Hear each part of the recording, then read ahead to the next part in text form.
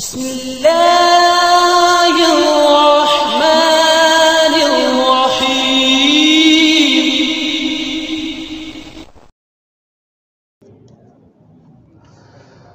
نبی علیہ السلام کی تاریخ پیدائش اور تاریخ وفات، بھائی وحی کے ذریعہ اللہ تعالیٰ اور اس کے رسول نے تاریخ وفات اور تاریخ پیدائش ہمیں نہیں بتائی۔ یہ ظنی چیزیں ہیں جو علماء نے اخذ کی ہیں۔ کوئی 5 ربیع الاول کہتا ہے، کوئی 8 کہتا ہے، کوئی 9 کہتا ہے، کوئی 12 کہتا ہے، کوئی 15 کہتا ہے، اور کوئی محرم کا مہینہ بناتا ہے۔ تو اس میں یقینی چیز کوئی بھی نہیں ہے۔ جمہور علماء نے 12 ربیع الاول کو نبی علیہ السلام کی وفات کا دن قرار دیا ہے، اور امام محمد رضا خان فاضل بریلوی جو ہمارے بریلوی دوستوں کے اعلیٰ حضرت ہیں، انہوں نے 8 ربیع الاول کو نبی علیہ السلام کی پیدائش کا دن قرار دیا ہے۔ تو یہ ظنی چیز ہے۔ اللہ تعالیٰ نے اس کو ظنی رکھا ہی اسی لیے ہے تاکہ بدعتی جو لوگ ہیں وہ جرأت اور دلیری کے ساتھ، ڈٹھائی کے ساتھ جو ہے وہ بدعت کو اختیار نہ کریں۔ ابھی ان میں یقینی طور پر ابھی ان میں کچھ لوگ ایسے ہیں جو خیر کی بات کہہ دیتے ہیں، اور وہ کھلم کھلا کہتے ہیں کہ نبی علیہ السلام نے اس دن کو نہیں منایا، صحابہ کرام نے نہیں منایا۔ الیاس قادری صاحب جو دعوت اسلامی کے لیڈر ہیں، ابھی گزشتہ دنوں ان سے سوال کیا گیا کہ نبی علیہ السلام کی حیات مبارکہ میں 63 مرتبہ یہ دن آیا، آپ نے نہیں منایا۔ کہتا ہے سبحان اللہ، آپ تو سوموار کا روزہ رکھتے تھے، مہینے میں 4 دن مناتے تھے۔ اب عید اور روزہ دو آپس میں مخالف چیزیں ہیں۔ مسلمانوں کی عید کے دن روزہ نہیں ہو سکتا، اور اگر روزہ ہو تو عید نہیں۔ یہ سمجھنا کہ 12 ربیع الاول کو یا محفل میلاد میں نبی علیہ السلام ہمارے درمیان آ گئے ہیں، یہ بہت بڑا کفری عقیدہ ہے۔ دیکھیے نبی علیہ السلام آپ کے تدفین کے بارے میں، غسل کے بارے میں، خلافت کے بارے میں اختلاف ہوا، تب آپ تشریف نہیں لائے، بلکہ تب آپ کا وجود تھا صحابہ کرام میں، آپ بولے نہیں۔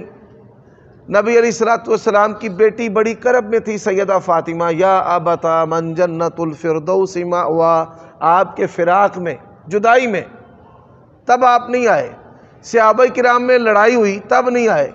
تو مولوی صاحب کا یہ جو حلوہ مانڈا ہے، اس کے لیے ہونا، نعوذ باللہ من ذالک، یہ لاشعوری طور پر نبی علیہ السلام کا استخفاف کر رہے ہیں۔ یہ توہین ہو جاتی ہے بندے سے، اللہ تعالیٰ محفوظ فرمائے۔ آپ نہ ہوتے تو کائنات نہ ہوتی۔ اللہ تبارک و تعالیٰ نے کائنات اپنی بندگی کے لیے پیدا کی ہے۔ وَمَا خَلَقْتُ الْجِنَّ وَالْإِنسَ إِلَّا لِيَعْبُدُونَ وَإِن مِّن شَيْءٍ إِلَّا يُسَبِّحُ بِحَمْدِهِ وَلَٰكِن لَّا تَفْقَهُونَ تَسْبِيحَهُ۔ ہر چیز اللہ تعالیٰ کی تسبیح کرتی ہے۔ اللہ نے کہا تم ان کی تسبیح نہیں سمجھتے، میں سمجھتا ہوں کہ وہ مجھے کیا کہہ رہے ہیں۔ تو یہ ان کا کہنا کہ آپ نہ ہوتے کائنات نہ ہوتی، یہ غیر ثابت بات ہے، اس کی کوئی حیثیت نہیں ہے شرعاً، کوئی آیت اور حدیث ایسی نہیں ہے۔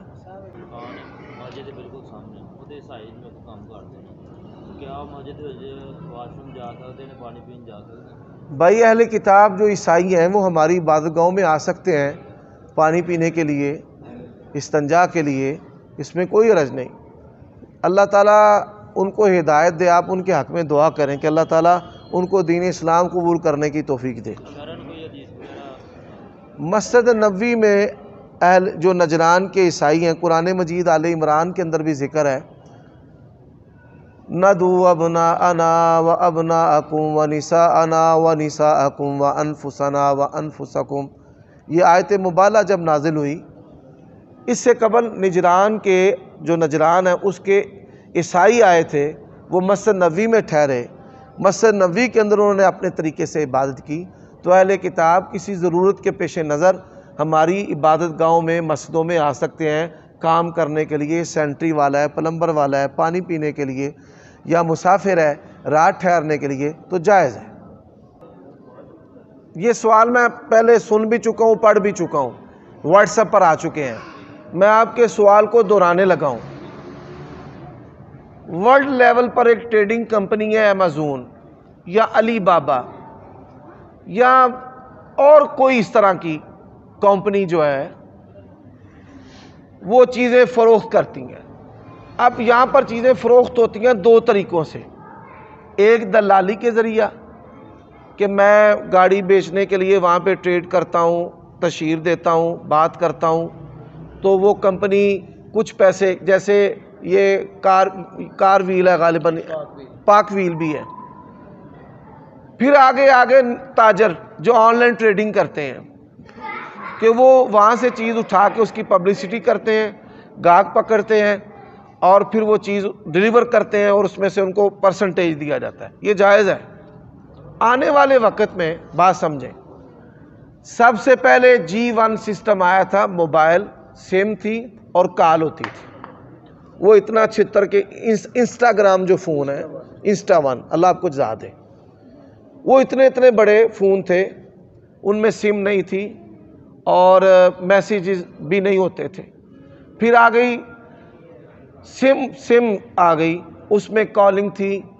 پھر آ گیا G2, اس میں SMS تھے. پھر آ گیا G3, کمیونیکیشن فاسٹ ہو گئی. اب پھر G4 کہ اس میں یعنی 4G جسے آپ کہتے ہیں, اس میں آپ ویڈیو ایک دوسرے کو ٹرانسفر کر رہے ہیں, ویڈیو کال کر رہے ہیں. اب یہ 5G بھی آ رہی ہے. 5G کیا ہے کہ ورلڈ ٹریڈنگ جو ہے وہ آن لائن ہوگی. جیسے یورپ میں ہوتا ہے, دکانوں پہ لوگ کم جاتے ہیں سبزیاں پھل لینے کے لیے, باقی چیزیں گھر میں ڈیلیور ہوتی ہیں. پاکستان میں جو ہائی جی انٹری ہے وہ اس کو اختیار کرتی ہے, یا جو سوشل میڈیا استعمال کر رہے ہیں اس کو اختیار کرتے ہیں. عام لوگ اب اس کو اختیار نہیں کر رہے. تو اس کے بارے میں قوانین سازی وہاں پر تو ہو چکی ہے. اب دیکھیں وہاں پر الیکٹریکل کرنسی ہے جسے بٹ کوئن کہتے ہیں. ہمارے یہاں پہ کسی کو بٹ کوئن کا پتہ ہی نہیں کہ آن لائن کرنسی بھی ہوتی ہے. پھر اس کے بعد کیا ہے کہ وہاں پہ انہوں نے ملکیتی حقوق دیے ہیں, یہاں پہ ابھی ملکیتی حقوق نہیں ہے. تو اس طرح ملکیتی حقوق جو ہیں اگر قوانین سازی ہو جائے تو یہ درست ہے. ملکی قوانین کے تابع آپ ان چیزوں کو آگے لے کر چلیں. کر سکتے ہیں بھائی, مال کمائے اللہ کا نام لے کر, بسم اللہ.